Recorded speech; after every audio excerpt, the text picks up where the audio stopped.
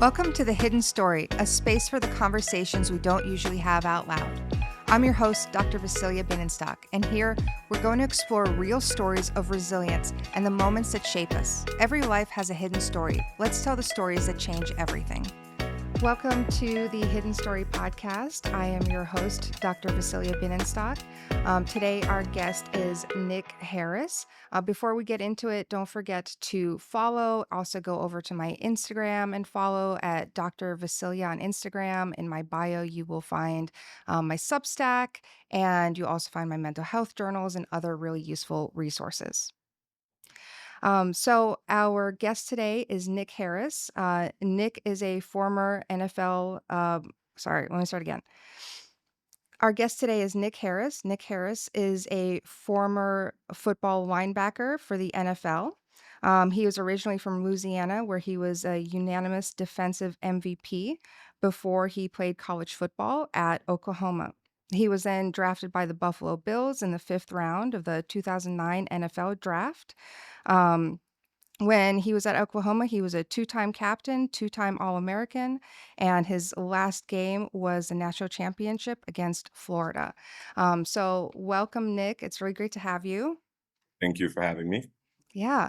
Well, let's just jump right into it. Can you just tell me about what your NFL career was like and where it has brought you now? It was not a glass staircase. Let's be very clear. I did Yeah. and was able to live out my dream. I wrote a letter to my grandparents at 8 years old, and I told them I was going to play in the National Football League, and I did that. Unfortunately, we all think that we are superhuman. Mm-hmm. We all think that we're going to get 100, $300 million deals. Mm-hmm. Uh, for myself, that did not happen. Gratefully enough, I was drafted. I was one of the top guys in the 2009 draft, but due to injury, my body kind of failed me. I ended up sustaining 9 knee surgeries, Wow. uh, reconstructed shoulder, and I ended up breaking or fracturing my L4 and L5 in my back. Oh my So God. I Yeah. think I spent more time at the doctor's office than I did at the actual football field, um, but privileged enough. Yeah, I think a lot of people don't realize like how taxing it is to play sports at that level, especially football. It's I mean, in a game, professionally or collegiately, at my position, there's roughly it's compared to 100 car crashes a game.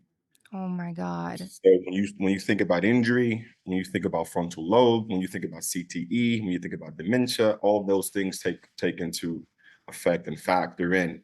Yeah. Um, a lot of the things based on injury wise, like we all know, like you could become paralyzed. We all know that you could tear something and break something and this, that, and the other. But it's the mental thing that we necessarily didn't know until recent. And thank God for Will Smith and the movie Concussion, kind of Mhm. blew it open with the CTE stuff that a lot of us did not know. I think that it's something that people didn't want to talk about a lot, the CTE, especially the NFL, from things that I've read and heard, that it's something that they don't want to talk about as being like such a big reality and such a big possibility and something that like so many people actually do end up experiencing. Yeah, they've known about it for 30 to 40 years prior to us letting us know. So it's a grave misstep and acknowledgement, right? Hmm. Fortunately enough, like there's been a civil litigation and quote unquote settled, but it's constant fight trying to get due diligence, even with our disabilities and stuff like that. But it's just with anything, kind of like being a vet. Has the NFL done anything, made any changes to try to prevent the incidence of CTE? I'll say yes, they have, but there's no possible way that you can prevent a car crash. Right. So they have implemented different um, tackling avenues. They have implemented head gear apparatuses, but at the end of the day, there's nothing that you can do to stop a concussion. There's nothing that you can do to appease or when you're running full speed into another human being. Yeah, full speed, and then yeah, like, with just the violent impact that Right. you see. I mean, when we watch it on TV, obviously, we can see what's happening, but I can imagine that we can't even think about what that must feel like and what it must be like, and then to go through that over and over again on your body. I mean, it's a job, right? You go to college and you're supposed to take off these loans and it's supposed to, for you to go. So the football, same thing. We go there, go to college, get a degree, may not get a degree, this, that, and the other, but like that is our job. Mhm. And it's a physical job. And NFL, if you know anything about it, means not for long. So yeah, not many people, the Tom Brady's or Yeah. the least impacted guys get to play a little bit longer Yeah. than guys that are like in the trenches. But everybody ends up impacted somehow. And we always hear about people who have had CTE or had too many concussions and end up like with even personality changes, like with becoming aggressive or just not being like their former selves. Have you known anybody that that's happened to? I mean, obviously, it's a the biggest fraternity. So I know people, right? I don't know that it's impacted them personally, but what I Hmm. will say is that like I'll speak about myself, like during COVID, right? Hmm. When we from being outside to being inside, I sought out a counselor because I was like, I live alone. Hmm. So I can't tell those changes or this, that, and the other. So I just wanted to make sure that I wasn't slipping. And I've learned throughout the years, like I am starting to have a bit of trouble with like recall Mm. or and yeah, and it just it's I have Yeah. full transparency. Like I have no problem with admitting that. So it's Yeah. like trying to read more, play games to keep my mind fresh, or like adequate sleep and this, that, and the other. Like those are things that are very much so paramount. But the guys, God bless the significant others, the wives. Yeah. You don't, you don't, you. We all know you don't sign up for that. You don't sign up to be a caretaker, Yeah. by the time the league has, or the disability or this, that, and the other has given appropriate acknowledgement, these guys are like vegetables now. Quality of life is all bad. Right. And there's no coming back from that level of injury. Yeah, and like you said, it is a job, and, like, these are the hazards that you know are part of this job. Like, if you were climbing light poles, you know that there are hazards in that, and you take them on when you do that job.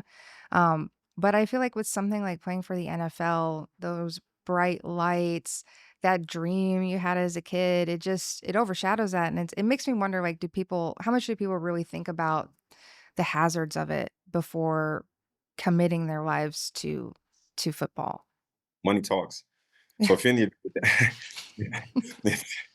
I mean, that's just, if in the event that there are Yeah. hazards, you amass a certain amount, you can get those things fixed. Or you can, oh, I can walk away. You see now with the different changes, a lot of guys are retiring younger. Mm, I have 100 million at 30. I'm good. I don't need to do this anymore. yeah.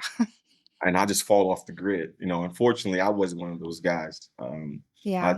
ended up slipping and falling in the draft and had a newborn. My daughter was born a week before draft. So for me, it was like I had to maintain and continue to maintain everything on a daily basis. So you felt like you weren't in a position where you could retire early or do that?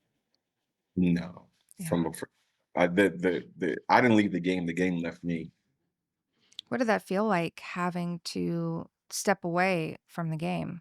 Betrayal, betrayal. I mean, I still get triggered every August or September Yeah.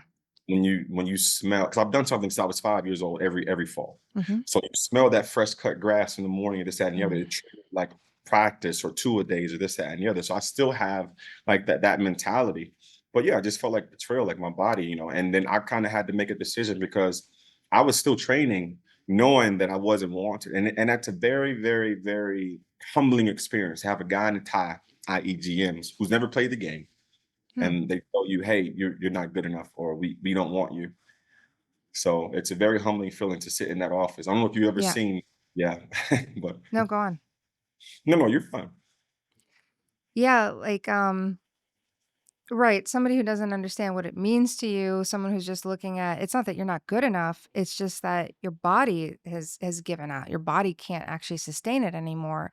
I mean, that must be really frustrating, like you said, like your body betrayed you, that you know you're good enough, you know you got that far, and then now all of a sudden it's a dream that you have to give up. Yeah, either that or you don't have the time to rehab. Like Mm. basketball, like God tears Achilles or this, that, and the other, they'll give him a year. You're still getting paid 2 years. Football is not like that. Huh. You know, you can get cut injured. They'll just release you, You're take you just out to, out. yeah, just shoot you. Take you out to pasture and Take you back. take you That's bad. I Oh. mean, but I will say this, that the opportunities post my playing career that it's afforded me, I'm grateful for that, to Mhm. be certain platforms, to be able to speak to kids, to be able to be fully transparent, with my story. Everybody has the story, and you love to say that superhuman. Oh, I made it, and I did this, and now I'm this, and I'm on boats with my beautiful wife.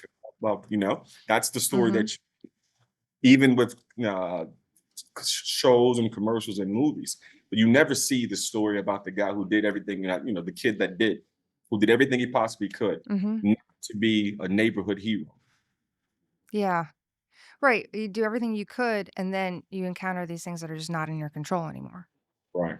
What is that story, that you like to share with kids, and how do you get that message across now? That it's not your identity. Cool, you're going to be great, and in whatever you do. And some of the guys that play high school, they don't know this is going to be the last time they suit up, but you can be great in something else. And there's always light at the end of the tunnel. It just depends on how far you can see. Mhm. So understand, like, there's so many different avenues at the present moment. I know we all want to play. We were great. Sometimes it's just life just happened. You were great because you were the biggest kid in fifth and sixth grade. You were the fastest kid in junior high. You were the Yeah. biggest kid in high school, and they just push you along, right? Mhm. And and then you get to college at these power fives, and you realize that a state over, there was a guy just as big, Ugh, just as fast. yeah.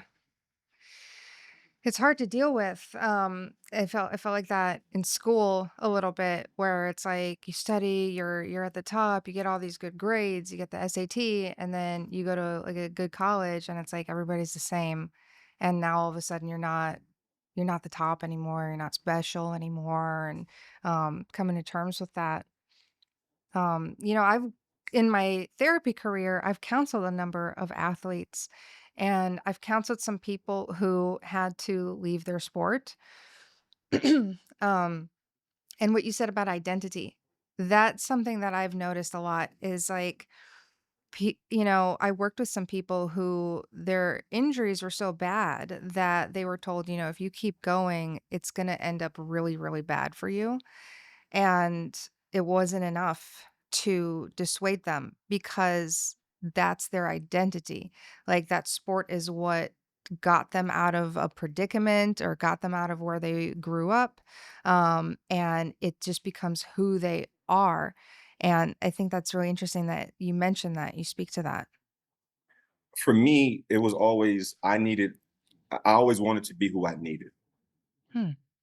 So if I could always be it didn't really matter to me how far people went, as long as I could be a beacon, i.e. a lighthouse. Like, what, he did it. It's not too far off. So that was, it wasn't, and I came to that realization that it wasn't who I am, as it's something that I did post career. And it took a while. I mean, it took me Yeah. roughly 2 to 3 years to have to sit in and with that realization that, Yeah. man, this isn't, and what am I going to do next? But thankfully enough, like, I was scholastically and academically sound to where, and to be personable, Mhm. kissing babies and shaking hands and being a likable person and just being a good person. Good things happen to good people. And I've been quite fortunate post my playing career that I've made contacts that I've been able to sustain. Mhm. It's not, it's not easy to be a civilian. Like, and That's a good way to put it. It is like, yeah, to be a civilian, I've worked with so many different kinds of people, but I've worked with people who have come back from Afghanistan, and they're like, I don't even know how to be a civilian, or they get mad. So it's a totally different kind of population. They'll get angry sometimes at civilians because it's like they're going through their life and they don't even know what I'm carrying. They haven't even seen most of what there is in the world. But it's interesting that you say it that way. Like that's kind of the level of transition that it is to come out of the NFL. and no one's coming to save you. That's another hard realization because you're on a pedestal, you're in the league, right? You got sponsorship, you're making this, you're seen by millions globally every Sunday, and then the lights go dark. That is very, very true. When the lights go out, they go out, and you're constantly searching. Yeah. And it's a hard realization, and I've made peace with it all, and I understand that it was a time that it was just a time. It was just my time at that moment. It's no longer my time. And kudos to the guys that are in it at the present moment. Yeah. Is there something in particular that helped you come to that realization and also come to that place of acceptance, that this is not your identity, that you can move on, and that there's actually a lot more out there for you? Failure. I just had to accept it. Because I was one of those guys that whenever I was like, yeah, not me. I'm the guy. I jumped on. I got an email list from like all the GMs. I called them personally. I'm like, hey, listen, I'm available. Uh-huh. Like, and they were like, yeah, no, Mm, yeah, no, mhm, yeah, no. That's not the way we do business. But failure gave me that understanding and understanding that what, nobody's coming to save me. Realize that that's what it is. Like it's no longer. It was all a facade. You're I try to characterize it as like being damaged goods. Like say for instance, you go to the grocer and there's that canned food item. mhm, It's pristine at the top, but if you drop it and gets a dent in it, it's still a canned food item, but now it's damaged. mhm. So same, Can same. can grow botulism inside. It's true. That's what happens when you dent the cans too. But accepting that life didn't go the way that you thought it was gonna go. And it's like first you have to drop into that acceptance. We talk about that a lot in different kinds of psychotherapy where you sometimes you can't make a decision, you can't see the way out, you can't see something positive until you just accept reality as it is. And that doesn't mean that you don't want to change it. It doesn't mean that you are complacent. It just means that like, okay, yeah, this is true. This is what happened. I have to accept it. And then you start seeing all these other possibilities once you do that. I look at it like, what a privilege. What a privilege is it that I was able to do something, and now what a privilege is it that I'm able to find out what else I'm great at. Mm. So I've done that with my injuries. Like I never just sat around and said, "What was me?" Like every time that I was injured, I took a course. I took a course in something: communication, Oh, public cool. speaking, creative presence. I look at it like I never wanted to be not learning something. Yeah. What do I you moved. think gives you Yeah, no, go on. No, no, I'm listening. Go ahead. I was gonna say, what do you think gives you that drive, um, to even when you're down, to do something like take a course? My grandparents are the architect of my success. They, I, they, they made something out of nothing with an eighth grade understanding. Wow. And I saw them daily. Like and for me, it was like I didn't understand it while I was in it because I was just growing. Mhm. But as I become an adult, how amazing they were for and to me. And also, it's just like now that they're, fortunately they're no longer with us. It is my job to remain that beacon. It is my job to be who I needed. Yeah. They passed it down to you. Yeah, and it's like sometimes it's like, we honor someone's memory by carrying on their spirit, like the values and things that they pass down to us. Yeah, and I live testimony daily for me. Mhm. I try my absolute best to just be the best version of me that I can possibly be and 1% better than yours today, whatever that looks like. Mhm. What's something like one thing that your grandparents told you that still sticks with you? Don't take any wooden nickels. Okay, I've never heard that. Uh, Translation is take everyone at face value. Don't let anyone, trick or, mislead you in any type of way. Always be cognizant of where you are. Mhm. Always be cognizant of your understanding of people and understand, there's certain people who don't mean the best for you. I know. Um Yeah, to it's like, look deeper, right? Like, don't just assume something that is just because what that person is presenting to you. Um, don't necessarily assume that that's what's true, that they don't E have some kinda other motive. Yeah, even salt and sugar looks the same. Yeah, right. That's like they had a lot of good ones. I've never heard that one either. It's like, why have I not heard that? That's really good. Southern, it's just a It's southern a Southern thing. yeah, it's a southern thing. Yeah.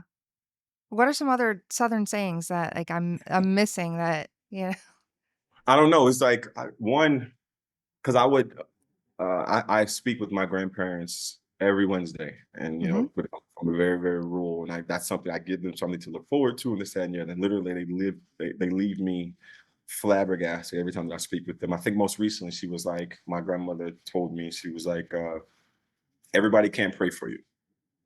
mhm. You know, people will be like, "Hey, I'll pray for you." It's like, no, sometimes you gotta tell people, "No, you're fine." Because a lot of people, they don't understand the morale, what it actually means, the Mhm. sacredness of it all, you know? Yeah, and letting other people get into your energy in that way, like, letting them, like, make those prayers on your behalf, and Right. sometimes You you don't gotta want that. Yeah, you gotta stand in who you are and be transparent with that as well. Yeah. And a lot of people have what I've learned is like a lot of people have the inability to self-assess. Mhm. I I encounter that a lot, and it's so disheartening. They're not reflective on themselves, a lot of people won't take accountability or won't change because they don't reflect on their own behavior. Audacity is high, accountability is low. Yeah, that is true for a lot of people, right? It's interesting with your grandparents is like that's really the mark of a wise person when you can take like these big concepts and say them in like very few words. Yeah. Without a blink though, like literally, I would that it won't be a Yeah. moment. We could watch on television and just something would just and continue locked in on like what where did that come from? What was that? Yeah. Yeah, there's not a lot of people like that, honestly. They also say, like, some of the you're not that smart if you can't explain something to, like, a 3rd grader. Because there's so many people, like, that speak in, like, this professorial language, and they take books to explain, like, one concept, um, and the truth is that people who master that concept the best are the ones who can distill it down for you and say it just like that in a way that you really understand and can stick with you even if you haven't had that experience yourself.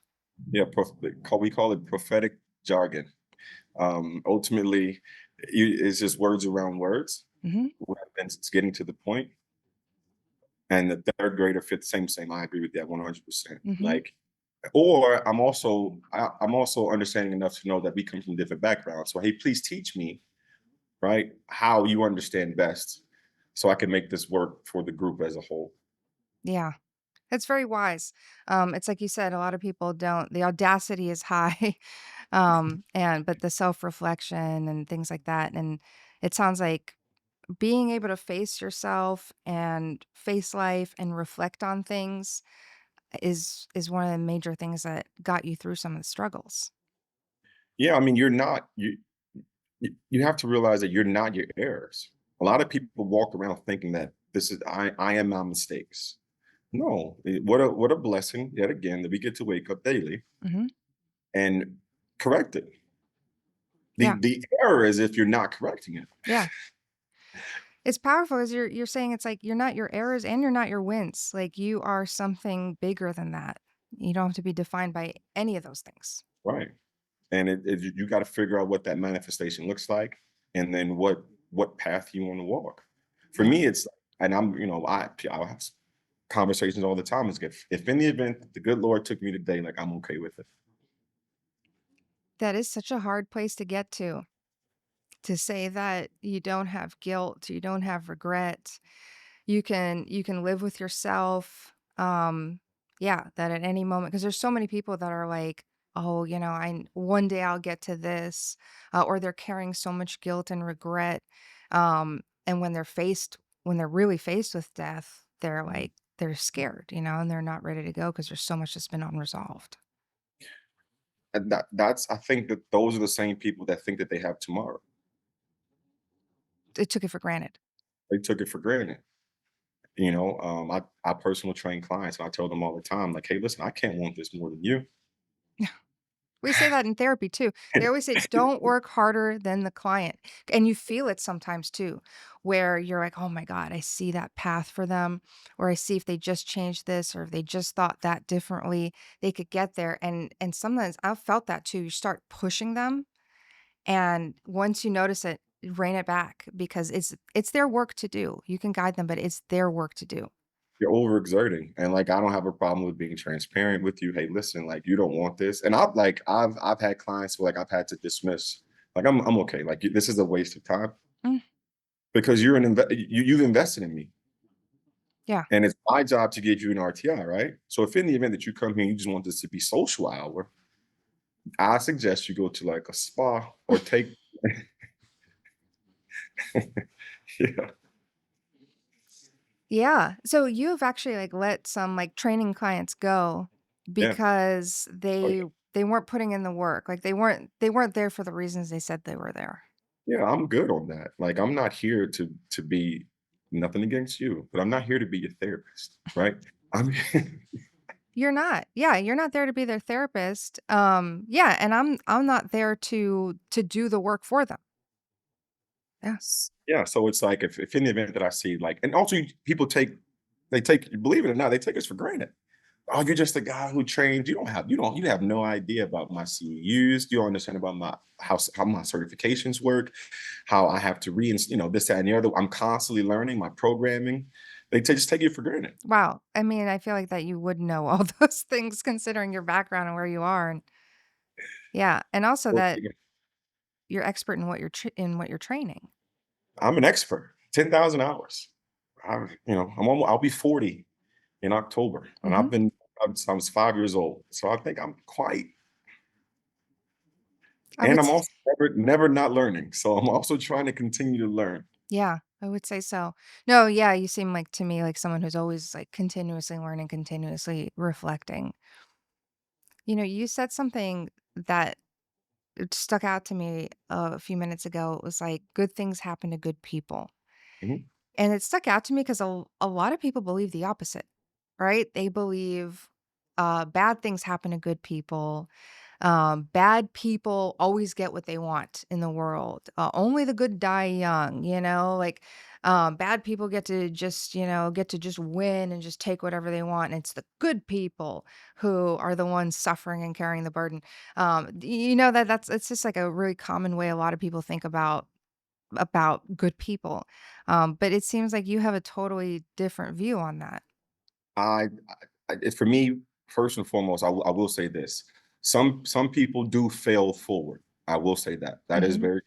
A lot of people do fail forward, and that's just a hard. You got to just accept it. But also, I think that for me, it's a sixes and nines perspective. Hmm. If if you're at that end, you see a six. I'm at this end, I see a nine. You just got to change your vantage. So I think that thought process, you have to be able to change that inwardly. Yeah. The thought process isn't helping. Because if you're a good person, you're not going to suddenly start becoming less of a good person. I think you rob yourself of what could be if you tell yourself things like, "Oh, those good things don't happen to me. I failed, why does that guy get to have whatever?" But you're saying like if you change that perspective, if you reframe it and say even those failures can be wins, even those failures can bring you forward, and yeah, good things can happen to you. It's like the saying, and I might botch it a bit, but it's like, would you still run the distance run if you didn't know the end goal? Would you still start without knowing without knowing? Right? I don't know. Without the possibility, without the goal, without knowing at least like, okay, maybe I won't get X, Y, and Z, but I could, so I'm gonna do it. And you're just Last like, lasting definition of integrity. So just because bad things are happening, it doesn't. I'm not going to change me. I'm not going to just because the world. outwardly might look a certain way, I'm not going to change who I am. It's like the grocery buggy effect, and I use that a lot. Mhm. It's how what's your integrity? You take that out from the grocery and you unload your groceries into your vehicle. Do you put that grocery buggy and it's back in its rightful place, or you just leave it there for someone else? It's like an egocentric thing, when people think they're the only ones on planet Earth, right? Or the world is revolving around them and that they don't have to give back or they don't have to think about the next person. Lack of consideration. It's huge. It is running rampant. Mhm. And like a phone call, being on time, Mhm. uh, just a notification. It's not checking in. Hey, this is what's happening. I'm going to be X, Y, and Z. Hey, we decided on this time. You show up 15 minutes late, and there's no apology. Hey, bro, like you know what I mean. And I'm the one that I call it out, or I just distance myself. I'm okay. I won't know part of any of this Yeah. because who raised you? That kind of stuff used to make me really upset. I would be, I would feel like people have no sense of urgency. Like they should be this, they should be that. Don't they understand? Don't they think in my mind, like don't they think how I think? And they don't, that's something that I've personally had to just come to acceptance with so that I wouldn't let it always get to me when people did things like that were inconsiderate or rude. I'd have to be like, that's them, and like you said, yeah, just don't associate with somebody like that. It's just a respect thing. It's not even. I think when I was younger, I felt like why wouldn't you think this way? I had to cope with that as well. Like what what? Yeah. But then as I got older, it was like you just don't respect my time. Or Or their time, or their exactly. time, because They don't care. yeah, I mean, you keep doing that chronically, people are gonna lose faith in you, people are not gonna take you as seriously, so it's And these like not to cut you off. These are the yeah, same people that think that the why is it the world working out? You don't even understand you are your own worst cancer. yeah, If it's only you change X, Y, Z. I'm not changing for okay. Well, God bless. I wish you the best. Go where you agree. Because like it's kind of like these memes with social media. We can all find something that aligns with our thought process. oh, yeah, Right, wrong, or indifferent. Right? yeah, You don't know. It's out there. And if in the event you can constantly find something that goes with your thought process, whether you're right, wrong, or indifferent, but nobody has corrected you. mhm.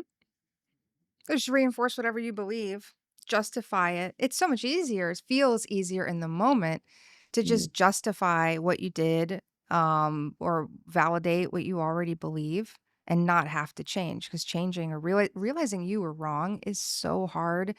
And then people have shame or guilt but you don't have to be ashamed. Just realize you were wrong and make a different choice. what's wrong? I not what I've with people that it's like, and I try my absolute best, and I with like trying to explain things to people in the third grade aspect. What's wrong with growth? You act like growth is a negative thing. So what's wrong with if in the event that you value me or you value this, what's wrong with making what I was wrong? How can I make this better? And it's like I with the three people don't understand that apologies happen in threes. What Mhm. did I do? I hate this. How can I make it better? Yeah. A lot of people don't even, but that just goes into like communicating and reading and you know, Yeah. The growth is uncomfortable. It's like facing that you might be causing some of your problems does not feel good. And you look back and think, oh my God, all those other things that happened. Maybe if I had just done something differently, it's easier to say, wow, it's the world. Oh, it's other people. And then it's like going from, not working out to working out. The first few times, the first few months is horrible. It's really hard. You're out of breath. You think you're gonna throw up. You're weak. You feel terrible, and emotional, psychological growth is really similar. It's like it's so uncomfortable, so a lot of people feel afraid of it because it doesn't feel good when you're in the process. I love it. I think I not conquered it, but because I'm a product of a broken home and praying grandparents, right? Mhm. So I understand what it feels like not to have a mother's love. I have no relationship with my biological parents Mm, whatsoever. You know, so I emancipated both of my parents. I was adopted by my guidance counselor, who's white in rural Alexandria, Louisiana, a wow. slave, Yeah, and and they have three young white white daughters. kids. And you're with them. Yeah, yeah, exactly. And they had to fight against their parents to make this happen as well, because obviously the optics.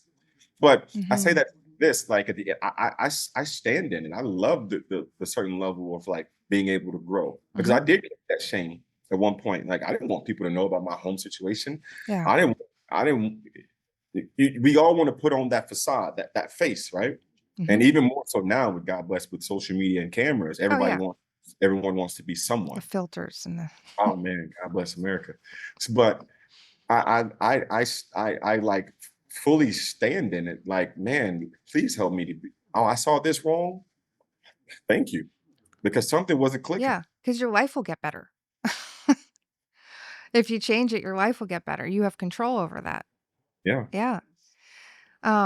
Maybe you could tell me more about what happened with your parents that you, emancipated yourself from them. terrible people. They were just terrible people. Young, weren't ready for children. Mhm. That's not an excuse, Mm-mm. but I wouldn't change it because of who I am today. Yeah. Yeah, so I just had a broken, fractured relationship with both of my parents from infancy up until the age of 8. And I was raised by both of my grandparents, both sets. Mhm. The age of 8, my mom came back. She was a very big model in California. Hmm. I had an uncle who passed, but obviously coming back into my life at 8, I didn't even know who you were. Mhm. From 8 to roughly, 13 to 15, uh, homeless, but not homeless in the stance of like sleeping outside, homeless in a stance like I didn't know where I was going to stay roughly each night. Just moved around, like, to different people's houses. You didn't have your own home base, so you had a Right, roof over your head every night, but not, like, right. your own place. Because I'm very respectful of people who were home. I understand. Right, of course. But the age of 15, I ended up emancipating both of them in the state of Louisiana, declared myself a product of the state. And Wow. gratefully, my a girlfriend of my father, they were no longer together, but she knew that I needed stability, and she kind of took me in. Mhm. But under state law, if there's no blood or family relationship, that could be considered a kidnapping. So we Mhm. went through a whole situation like that, and then thankfully enough, my guidance counselor, kind of who was in administration, she was like, "Hey, we've got to do this the legal way. In Wow. order in order for us to get some type of stability, we've got to figure it out to where the parents can't continue to come in and out because of monetary gain, Mhm. because this, that, and the other." So they went the legal route. And then, luckily, my guidance counselor and my mom, the girlfriend of my father at the time, they kind of worked it out and just went through the whole process of making sure that Wow. uh, I had stability. Wow, they really stepped up for you, so they legally adopted you so you could really have those legal protections of having a home, of not having your parents come in and out of your life, and be harmful people in your life. What was it like then living with your guidance counselor, now adopted parent and their family? Well, I mean, it was a lot of back and forth, but the focus, right? Mhm, I guess what they saw in me was that I didn't let it changed me. I wasn't walking around angry. I wasn't disheveled. You would have never known. I worked 4 jobs when I was in high school because I felt like mhm. I'm not your responsibility. So I Oh, wanted to provide for myself. I mhm, didn't scholastically. If anything, I exceeded.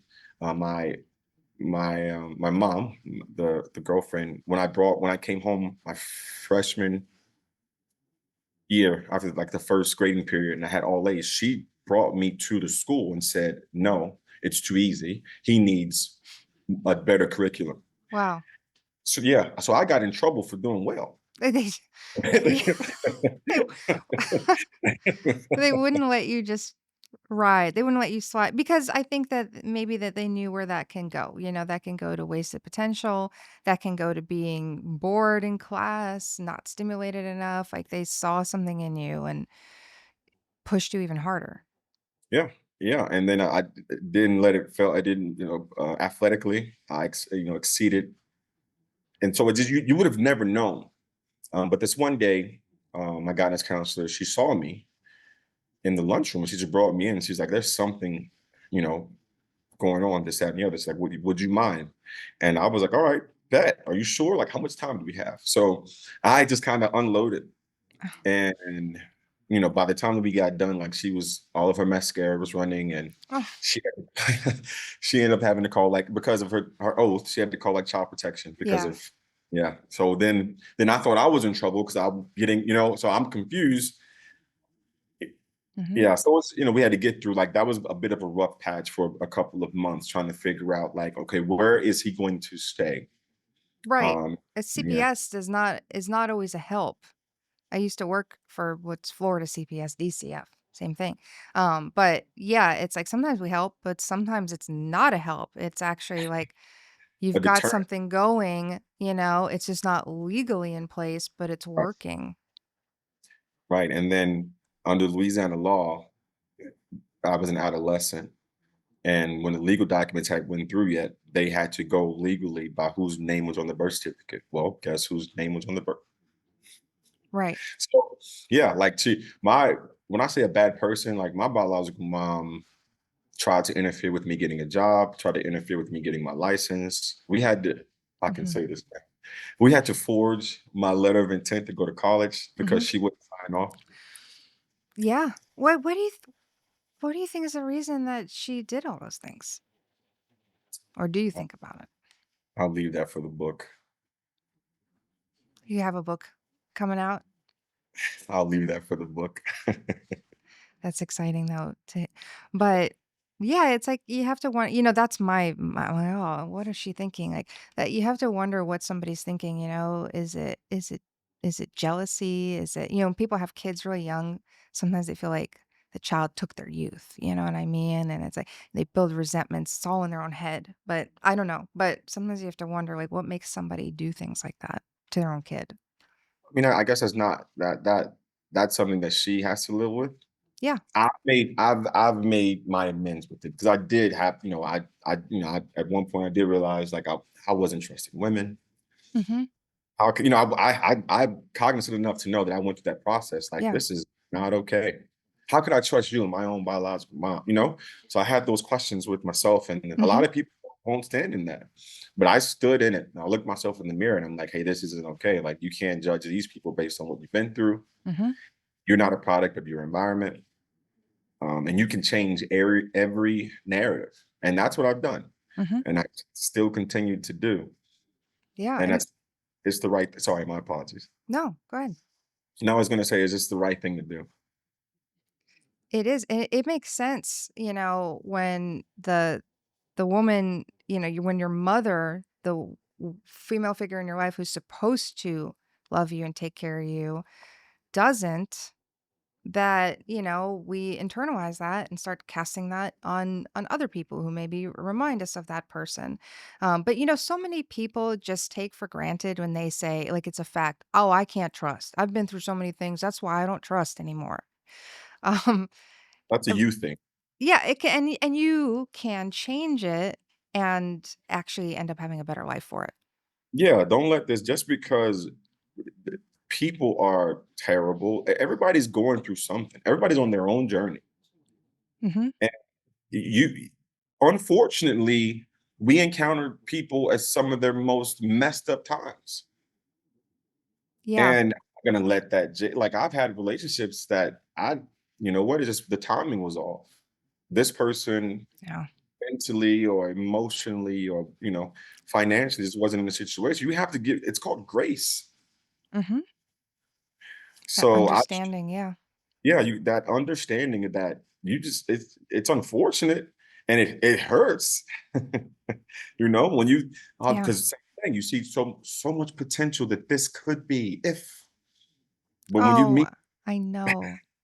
And that hurts so much. It's so hurtful. It is so hurt and you gotta just sit with it and like, "You know what? I wish you the best." Ugh, when you see the potential and the potential is not the reality. Oh, I know. It sucks so bad.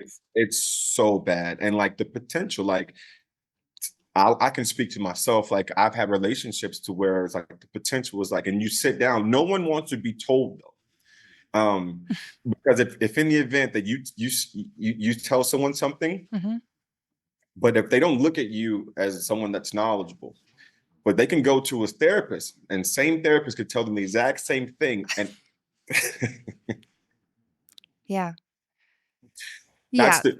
the wildest concept I've personally ever experienced. And then one more is like the potential. It's like even with the situation with my mom, whenever I got to college, I did give her an opportunity to be a Mhm.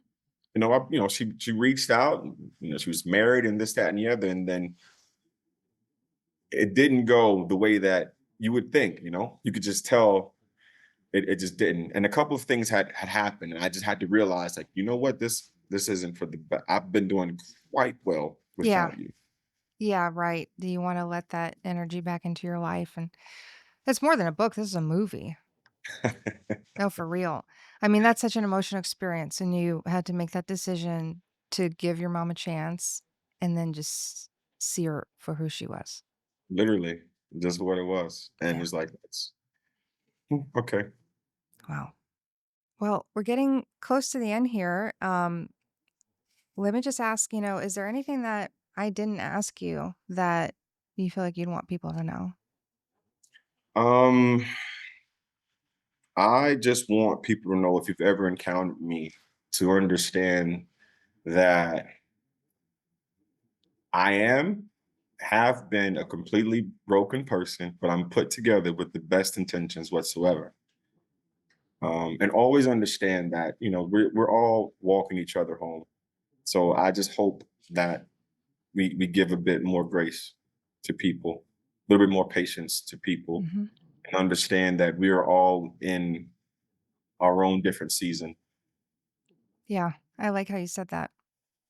Giving people grace. All right. Well, my last thing is I always have these 10 rapid fire questions. They're just fun and funny. So let me read them off to you. Drums or flats?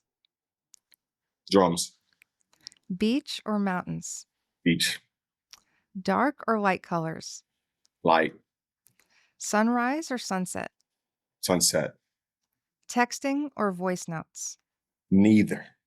Calls? Calls, FaceTime. FaceTime. That's intimate. Yeah. Show me your effort. You're a connector.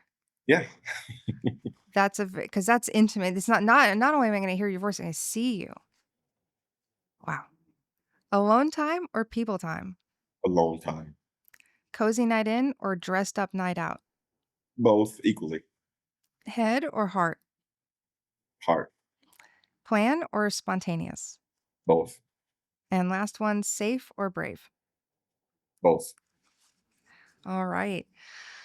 Well, thank you so much, Nick. It's really been a pleasure. I really think that you shared so many things that people really need to hear.